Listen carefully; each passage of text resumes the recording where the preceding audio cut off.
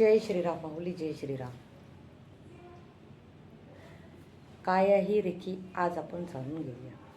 रेखी जेव्हा आम्ही शिकवत असतो तेव्हा या रेखीमध्ये सुरुवातीला लेवल फर्स्टमध्ये सुरुवातीला रेखीबद्दल संपूर्ण माहिती दिली जाते.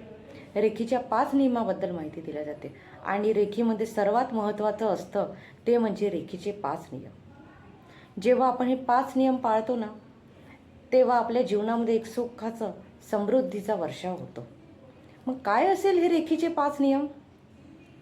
तर पहिला नियम आहे रेखीचा, तो म्हणजे दुसऱ्याला क्षमा करा.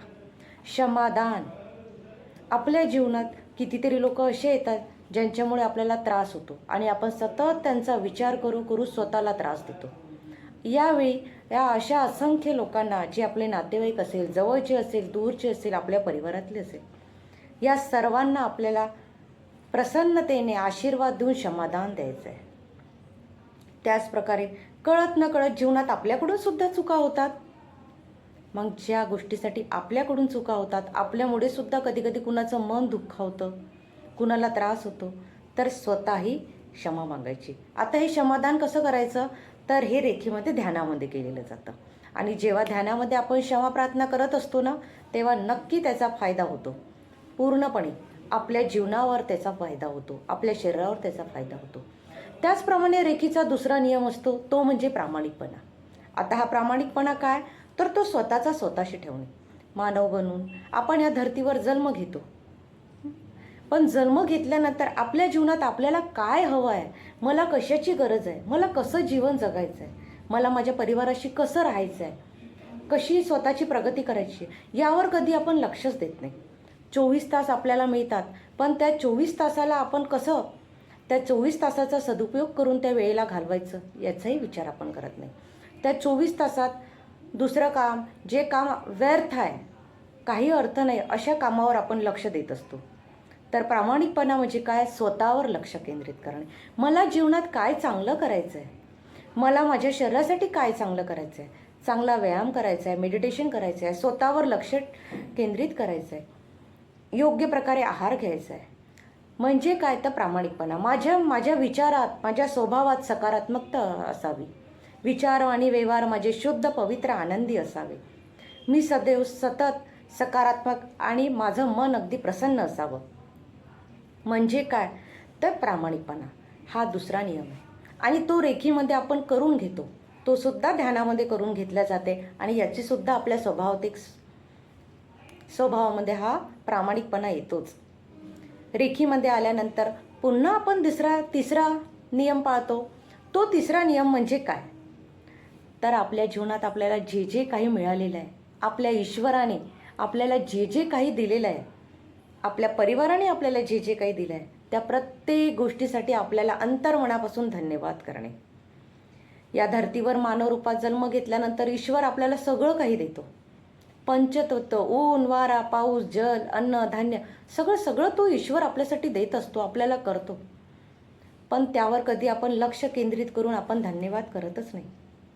तर नक्की जे आपल्याला मिळालं आहे त्यासाठी धन्यवाद करा. जे मिळत नाही त्यावर आपण लक्ष केंद्रित करतो आणि काय मिळालं नाही त्यासाठी रडत असतो, सतत त्याचा विचार करतो, त्यावर चर्चा करतो. पण जी गोष्ट आपल्याला मिळालेली आहे त्या गोष्टीवर कधी आपण विचार करत नाही, चर्चा करत नाही, लक्ष केंद्रित करत नाही, त्याला धन्यवाद म्हणत नाही. तर धन्यवाद शब्दाचा अर्थसुद्धा फार महत्त्वाचा आहे. जेव्हा आपण धन्यवाद म्हणत असतो तेव्हा त्या ईश्वराकडून आपल्यावर एक आशीर्वाद येतो आणि जसं जसं आपण धन्यवाद म्हणत जातो आपल्या जीवनात प्रगती होत जाते. धन्यवाद म्हणजे काय? त्या ईश्वराकडून घेतलेला हा आशीर्वाद असतो. धन्यवाद या शब्दाचा आपण रेखीमध्ये आल्यावर वापर करतो. आपल्या ईश्वराला धन्यवाद म्हणतो, आपल्या आईवडिलांना धन्यवाद म्हणतो, आपल्या परिवाराला धन्यवाद म्हणतो.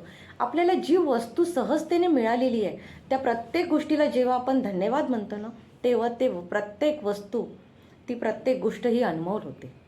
ईश्वराला जेव्हा तुम्ही धन्यवाद म्हणता ना, तेव्हा त्या ईश्वराचा जो आशीर्वाद असतो ना या डोक्यावर, तो अगदी अनमोल असतो आणि तो प्रत्येक क्षणी आपल्यावर बरसत असतो. पण आपण त्या आशीर्वादाकडे कधी लक्षच देत नाही.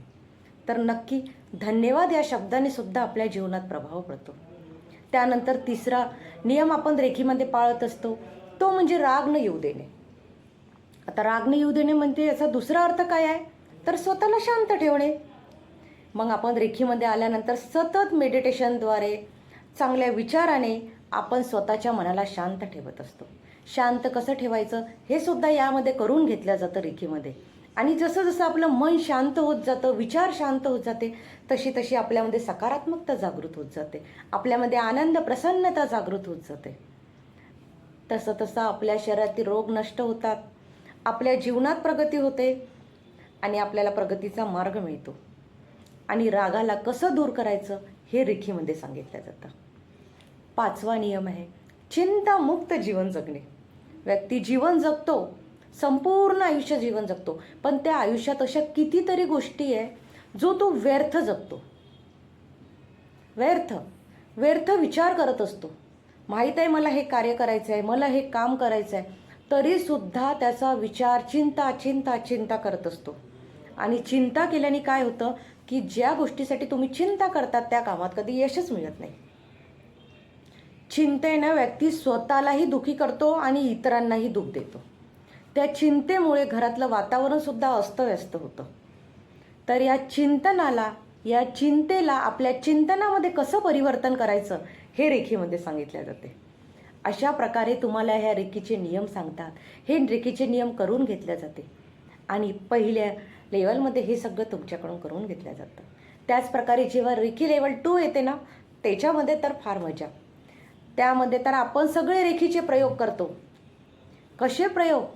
तर स्वतःला आरोग्य संपन्न कसं करायचं, स्वतःच्या शरीरातली रोग दोष कसे काढायचे, स्वतःला क्लीन कसं करायचं, स्वतःचा आभामंडळ कसा क्लीन ठेवायचा, त्यानंतर आपल्या घरातील वातावरण कसं शुद्ध पवित्र करायचं, घरात कसं आनंदाचं वातावरण करायचं, तो प्रयोग केला जातो. व्यापारातील प्रगतीचा प्रयोग केला जातो.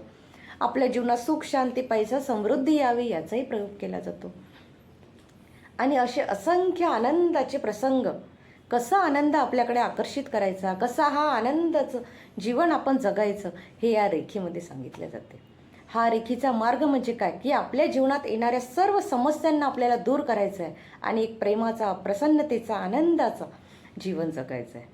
या आनंदाच्या जीवनाला आपल्याकडे आकर्षित करायचं आहे, हेच रेखीमध्ये सांगितले जाते. नक्की माऊली रेखी परिवाराशी सगळ्यांनी जुळा. आपल्या जीवनात आनंद आणा, आपल्या मुलांमध्ये, परिवारामध्ये प्रगती करा आणि हाच आनंद स्वतःपासून इतरांना सुद्धा द्या. आनंदी रेखीमय जीवनाचा प्रवास सगळ्यांना करायचा आहे. जय श्रीराम माऊली, जय श्रीराम. व्हिडिओ आवडली असेल लाईक करा, कॉमेंट्स करा आणि इतरांनाही शेअर करा. त्यांनासुद्धा या आनंदी जीवनाचा मार्ग मिळू द्या.